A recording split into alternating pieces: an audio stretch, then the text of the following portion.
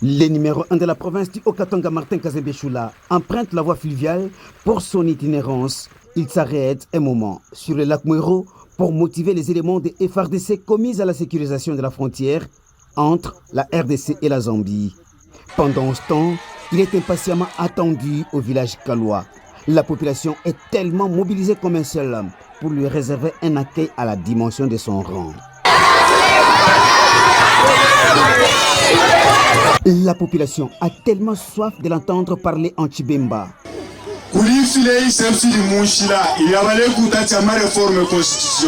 Bientôt, nous serons appelés à nous prononcer sur la réforme constitutionnelle.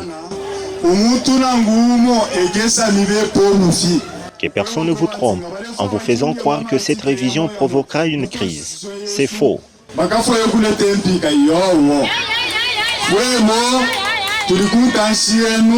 Nous sommes là pour vous accompagner afin que la révision de certains articles puisse contribuer au développement de notre pays.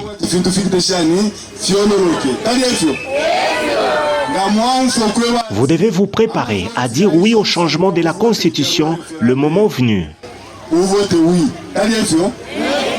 L'autorité provinciale va ensuite procéder à la pose de la première pierre pour la construction d'un centre de santé et de logement pour le personnel soignant. Après Kaloua, le numéro 1 de la province du Haut-Katanga est obligé de se rendre à Mouzabuela où il est accueilli en triomphe. Il en profite pour remercier tous ceux qu'il avait élus et qui avaient porté l'air dévolu sur le président de la République, Félix-Antoine Tshisekedi Tshilombo. Il va par la suite procéder à la pose de la première pierre pour la construction d'un centre de santé. À quelques kilomètres de là, se trouve le village Kawama. Le gouverneur annonce ici la construction d'un centre de santé et d'une école.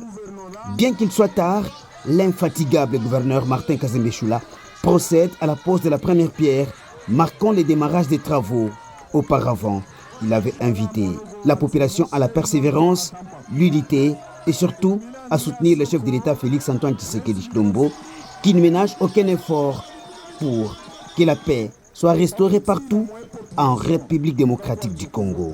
Le longa ya Isa voting a voté loi référendaire, vous votez pas oui.